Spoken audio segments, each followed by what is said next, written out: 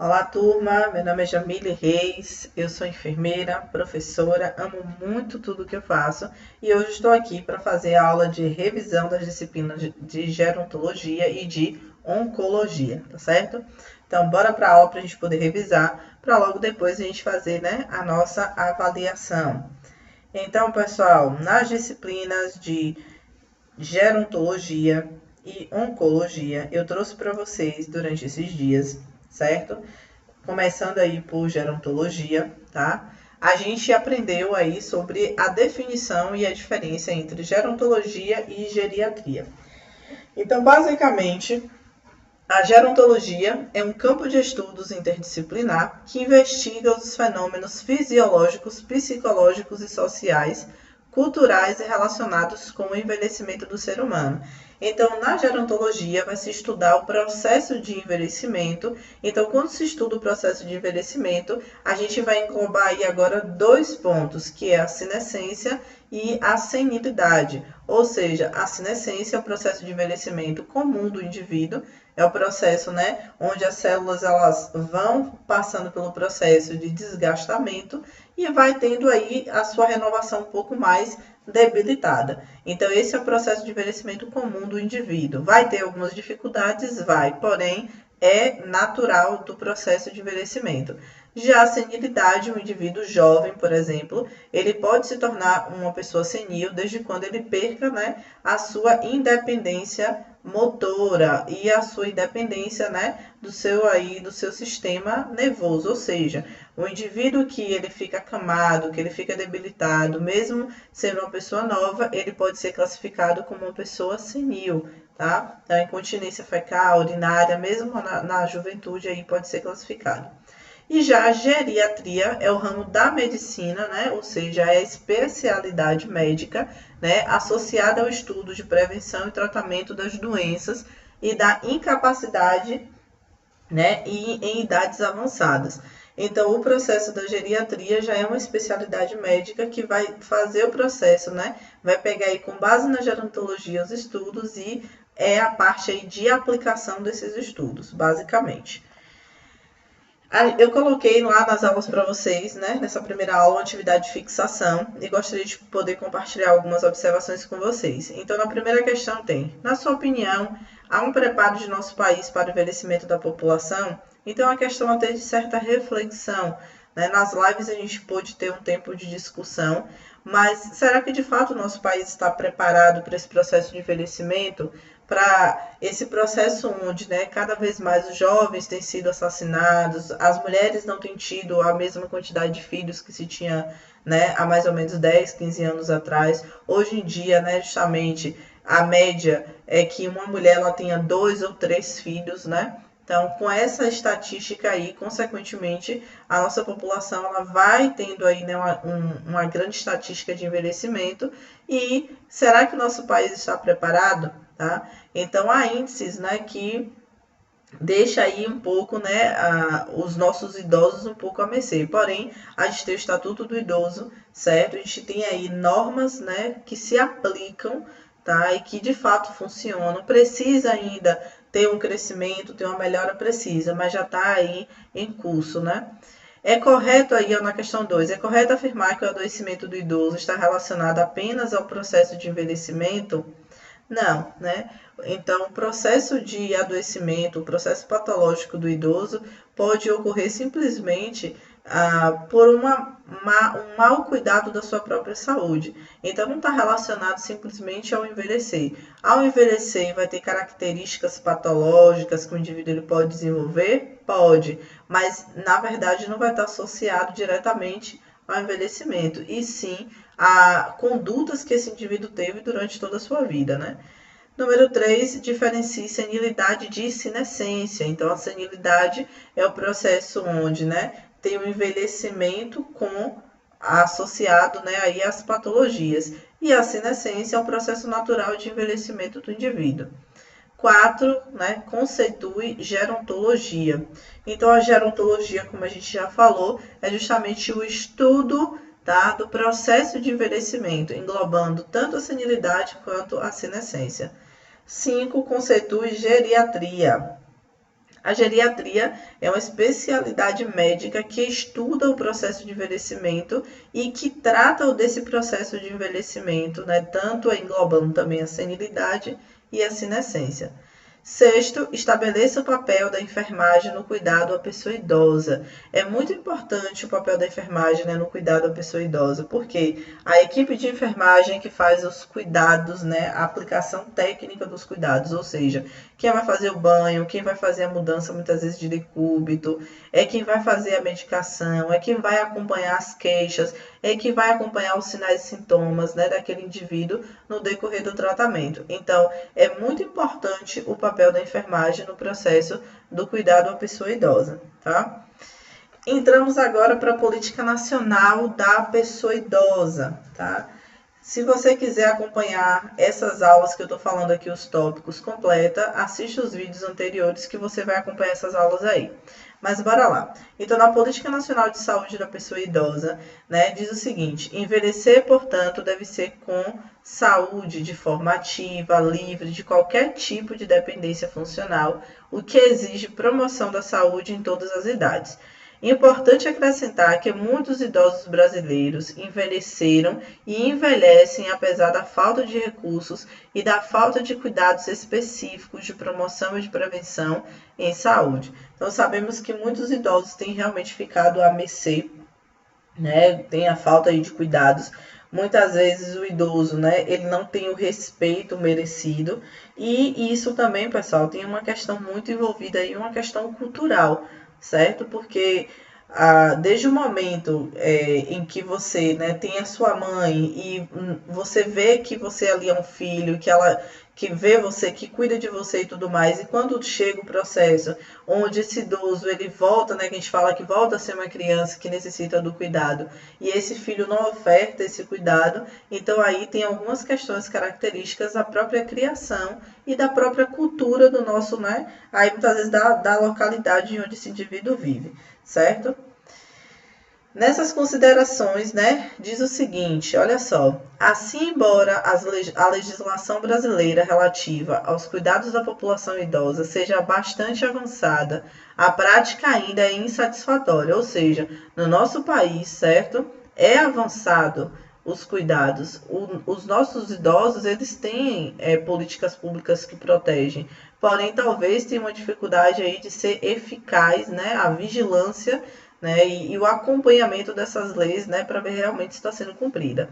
A vigência do Estatuto do Idoso e seu uso como instrumento para a conquista de direitos dos idosos, a ampliação da estratégia da saúde da família, que revela a presença de idosos, famílias, né, frágeis e em situação de grande vulnerabilidade social e a inserção ainda incipiente das redes estaduais de assistência à saúde do idoso tornaram imperiosa a readequação, né, da Política Nacional de Saúde da Pessoa Idosa.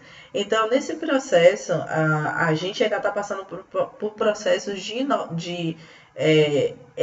na verdade, de adaptação da Política Nacional, né, de Saúde da Pessoa Idosa. Em alguns locais, tá? Isso não vale muitas vezes para todas as localidades do nosso país.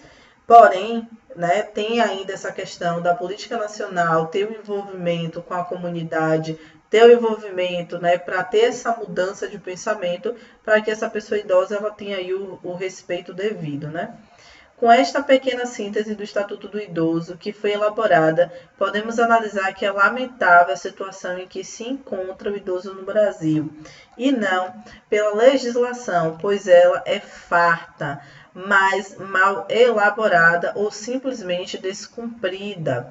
Tá? Então, existe leis, existe o processo, né, onde o idoso ele tem os direitos, sim, né, na Constituição tem, porém é muito difícil o processo de aplicação desses direitos para o idoso. É necessária a mobilização social para o devido respeito ao idoso, exigindo principalmente do poder público a implementação da Política Nacional do Idoso, certo? Então, precisa aí de pessoas que lutem pelos idosos, né? Passando um pouquinho aí de política, né, nacional, a gente vai aí agora para as principais alterações biofisiológicas observadas no processo de envelhecer. Então, nas alterações, a gente vai falar aí primeiro das alterações tegumentares, tá?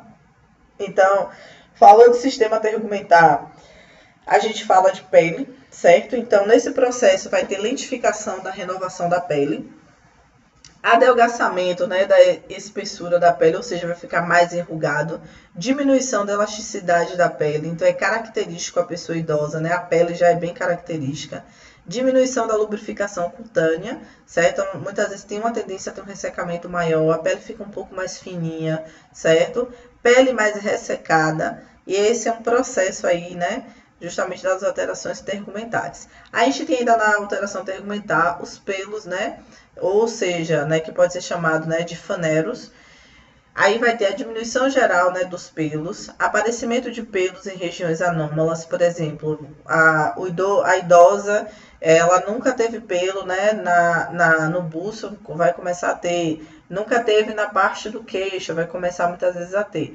Então, é comum ter esse aparecimento de pelos em regiões, né, diferentes, pelos, né, menos espessos e finos, perda gradativa da pigmentação, então já começa a perder a coloração ali, né, natural do cabelo, já vai começando a ficar o grisalho, o branquinho ali depois, né? Crescimento lentificado e espessamento das unhas, então as unhas começam a ficar parecendo que estão se abrindo, né? Ficando mais largas, então isso é comum do processo de envelhecimento. Nos olhos, a gente tem, né, os olhos vai ficar mais fundo, certo?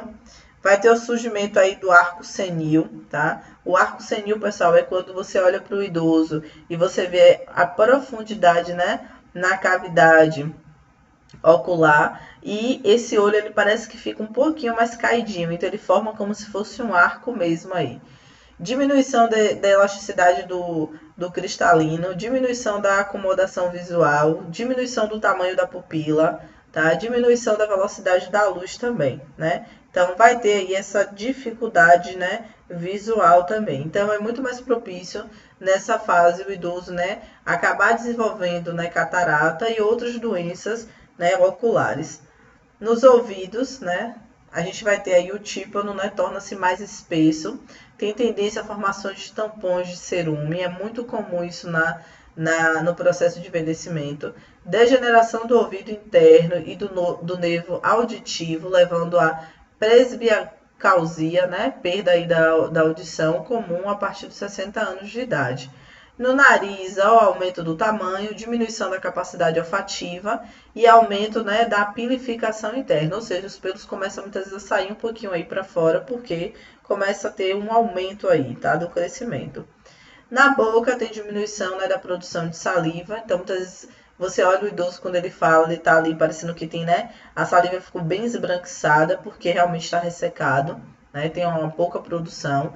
Diminuição do paladar, tá? Diminuição da superfície das gengivas, dificultando a fixação da prótese dentária, tornando-se mais friáveis, ou seja, começa a ficar bem lisinho a parte aí da gengiva e muitas vezes não consegue ter aí, ó, né, justamente a ter uma dificuldade da fixação aí de próteses.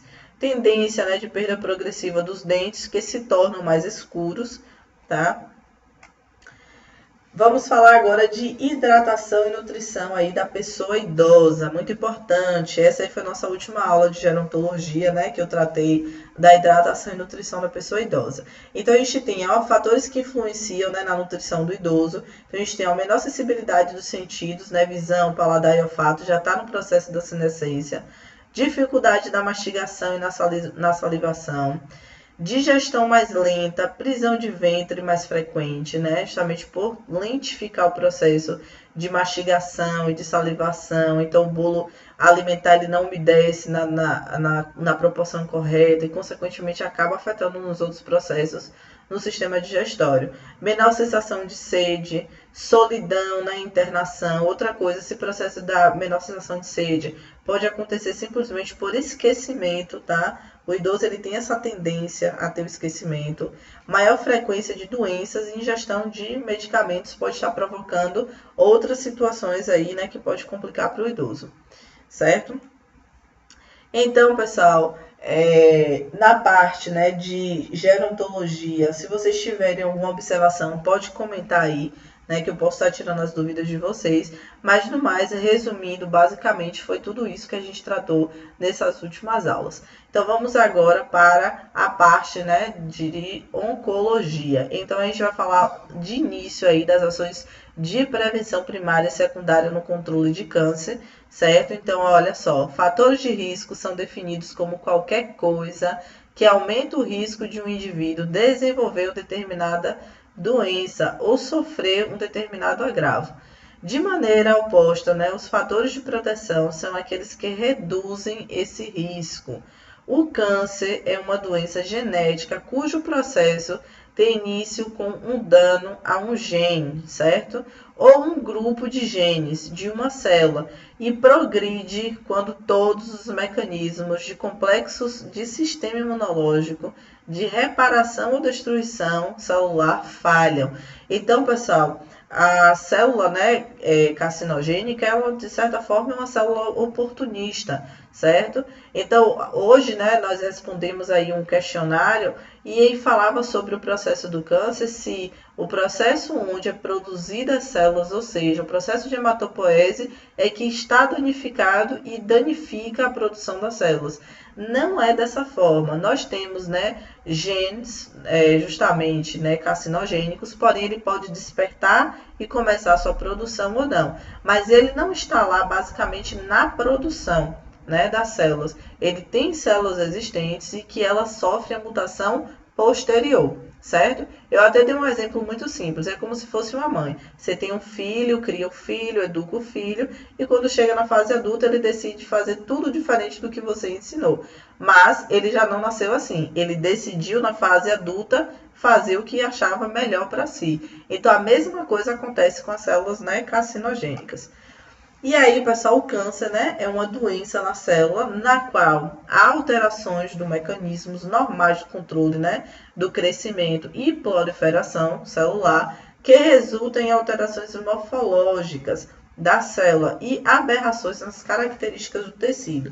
Quando fala de alterações morfológicas, é bem simples esse processo, né, de morfologia. Quando fala de morfologia, eu sempre faço uma associação, né? Lembra lá do desenho que a gente assistia na infância, que tinha lá os Power Rangers, que chegava a hora de morfar, né? Chegava lá, tinha um bicho atacando, né, a cidade, ele chegava a hora de morfar, eles se transformavam em super-heróis. A mesma coisa acontece com as células, tá? Essas células, como eu falei, elas são produzidas normalmente, porém, existem os genes, tá? Que aí no transporte do RNA acaba afetando as células e aí essa célula começa a sofrer um processo de mutação. Então, morfologia é a mesma coisa, né? Esse processo morfológico é a mesma coisa que mutação. E aí diz, ó, é um processo patológico que se inicia quando a célula maligna é capaz de invadir o tecido adjacente e os linfonodos regionais. Então vai ter uma formação, amontoamento aí dessas células de uma forma, né, onde vai criar, né, vai invadir o tecido e danificar o tecido, tá? O câncer, pessoal, olha só, pode ser prevenido, tá? Quando a gente fala de câncer, o pessoal fica meio aterrorizado. Sim, né? O câncer, de fato, ele pode ser prevenido. Mas de que forma, né? Os cânceres, pessoal, causados pelo tabagismo e pelo uso de bebidas alcoólicas, né? Eles podem ser prevenidos justamente só não fazer uso, né, desses entorpecentes aí. Muitos cânceres que estão relacionados à dieta também. Muitos cânceres de pele podem ser prevenidos pela proteção contra os raios solares. Exames específicos, tá? O câncer de mama, de colo, reto, né? Colo de útero, próstata, testículo, língua, boca e pele, né? Em estágios iniciais, quando o tratamento é mais facilmente bem sucedido. Ou seja, se faz o exame, né, de prevenção e acaba descobrindo e tal no início, então ainda tem como fazer a retirada total, né, dessa tumoração. Autoexames aí de mama e pele podem também resultar, né, no diagnóstico precoce. Então é importante que a gente comece a fazer essas observações. Na Política Nacional de Atenção à Oncologia, a gente, né, define de uma certa forma relacionada à UNACOM e à CACOM. Então, a UNACOM, pessoal, tá? É um estabelecimento onde, né, ele pode ser implantado em qualquer hospital Aqui em Feira de Santana nós temos, né, o Dom Pedro de Alcântara, que ele tem uma base, né, ele é uma base da Unacom, onde vai fazer atendimentos específicos. Já a Cacom, ela é mais aberta, tá? Então, ó, segundo aqui, né, a Unacom e Cacom diz o seguinte: os estabelecimentos habilitados como Unacom e Cacom devem oferecer assistência especializada e integral ao paciente com câncer, atuando no diagnóstico e tratamento do paciente. Essa assistência abrange as 7 modalidades integradas, né, diagnósticos cirúrgicos, né, cirurgia oncológica, radioterapia, quimioterapia, ou seja, né, oncologia clínica, hematologia e oncologia pediátrica, né, medidas de suporte, reabilitação e cuidados paliativos. Então, na Unacom e na Cacom vai fazer essa atuação. Porém, na Unacom vai fazer um atendimento mais direcionado aos cânceres mais comuns, ou seja, de câncer de próstata, de mama, certo? Câncer de intestino, câncer de pênis. Então, vai ser os cânceres mais padrões, né? E já a Cacom ela vai abranger outros tratamentos, certo? E outros tipos de cânceres. Isso não quer dizer, né, que a Unacom também não possa fazer esse atendimento, mas no geral é basicamente essa divisão. Vamos aí agora para estágios de indução do câncer, tá? Então, né, aí a gente vai ter no primeiro processo do estágio a iniciação, quando um carcinógeno, agente causador do câncer, danifica o DNA através da alteração de um gene específico. Desta forma, o gene pode tornar-se permanente, alterando, né, mas não causar, né, o câncer, exceto, né, que seja exposto aos níveis limites de promotores do câncer, transformar-se, tá, é uma outra situação, e produzir uma linhagem de células malignas se o iniciador for um carcinógeno completo. No segundo estágio, nós temos a promoção, né, que é o processo pelo qual os carcinógenos são introduzidos subsequentemente, resultando em alterações como, por exemplo, dano reversível ao mecanismo, né, de proliferação da célula e dano irreversível ao mecanismo de proliferação, resultando na transformação maligna da célula. Então, nesse processo aí é bem complicado, né? 3, né, terceiro estágio, a gente tem aí a progressão, que é o processo pelo qual, né, a expansão genética das células começam a produzir populações celulares mutantes diferentes, né, dos seus ancestrais celulares originais. Então, nesse processo, né, da progressão, se dá através de invasão, né, onde as células continuam a se dividir, aumentar de volume e a pressão exercida pela massa tumoral resulta em disseminação local e invasão das estruturas adjacentes. Outro processo aí seria aí a metástase, né? É definida como comprometimento à distância, né? Por uma parte do tumor que não guarda relação direta com o foco primário. Então, quando esse processo, né, de progressão alcança a metástase, isso quer dizer que esse câncer que estava na região, agora ele já se disseminou, já está em outras partes aí do corpo. Continuando, a gente tem aí a disseminação tumoral, né, a metástase, que é o processo complexo que pode ser dividido, né, em 5 etapas. Então, a gente vai ter aí a semeadura, né, em uma da cavidade corporal e a disseminação via sistema linfático. Então, basicamente, vai ser resumido em isso aí. Então, essa semeadura em cavidade corporal ocorre quando células de um tumor maligno penetram alguma cavidade corporal e aí crescem e disseminam-se. Na prática, as cavidades mais afetadas são as peritoneal e as pleural, né? Porém, a pericárdica, subaracnoide e articular podem também ser atingidas. Na disseminação via sistema linfático, é muito importante falar, as metástases linfáticas são geralmente o padrão inicial de disseminação das neoplasias, de origem epitelial, podendo ser utilizada por outros tipos de tumor também. Nos tipos de câncer, né, que foi uma das nossas últimas aulas, a gente falou sobre os cânceres, né, de colo retal, câncer anal, a gente falou de leucemia e câncer de pênis. É muito importante frisar, pessoal, né, que o câncer coloretal está muito associado à questão da alimentação. Ou seja, né, o indivíduo que ele passa por processo, né, de uma má alimentação, onde esse indivíduo ele tem muitas vezes, né, infecções intestinais recorrentes, tem inflamação do colo retal, né, do colo. Tem, né, outras situações onde come alimentos muitas vezes que não foram bem higienizados. Tudo isso, né, pode propiciar processo inflamatório, né, no colo e, consequentemente, levar aí à produção, né, de carcinógenos. Câncer anal, isso pode acontecer, né, justamente por conta de hemorroida, por conta de fissuras anais, por conta de inflamações. A alimentação é muito importante. Pessoas que têm prisão de ventre têm uma tendência muito maior a desenvolver, né, o câncer anal justamente pelo desgaste, né, aí justamente, né, do canal. E a leucemia é um câncer, pessoal, bem agressivo, tá? Se for descoberto, né, inicialmente, tem tratamento, sim, tá? Pode sim ser resolvido, porém, muitas vezes ele acaba sendo muito silencioso e quando de fato é constatado, já chegou um estágio onde não tem muito mais o que fazer. Geralmente nas crianças, tá? Tem de fato uma grande chance aí de sobrevida, porém, quando chega a estágios mais avançados, a criança, a tendência é realmente o óbito, né? Câncer de pênis, tá? É um câncer muito associado à má higienização. É onde o indivíduo ele não faz a limpeza e higiene correta, né? Muitas vezes mantém relação sexual com várias pessoas e por este motivo, tá? Por falta de higiene, por falta de cuidados básicos, acaba muitas vezes criando processos inflamatórios, criando ali, né, uma cultura de bactérias naquela região e acaba aí muitas vezes desenvolvendo o câncer, né? Câncer de pênis.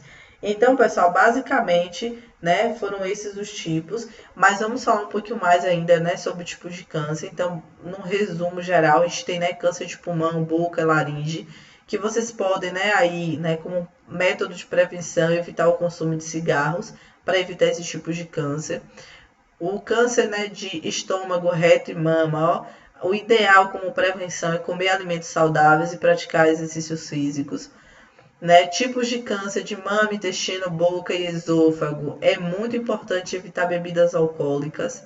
Câncer de pele, evitar exposição prolongada ao sol, principalmente se não tiver a proteção, né? E é importante que se entenda como é o processo de proteção com protetor solar. Câncer de próstata, né? É importante realizar, né, a partir dos 50 anos de idade o exame para verificação, certo?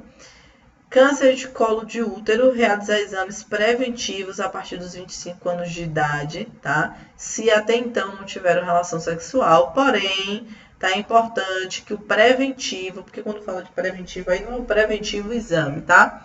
Então, fazer acompanhamento ginecológico é muito importante, desde a primeira menstruação já é importante fazer esse acompanhamento.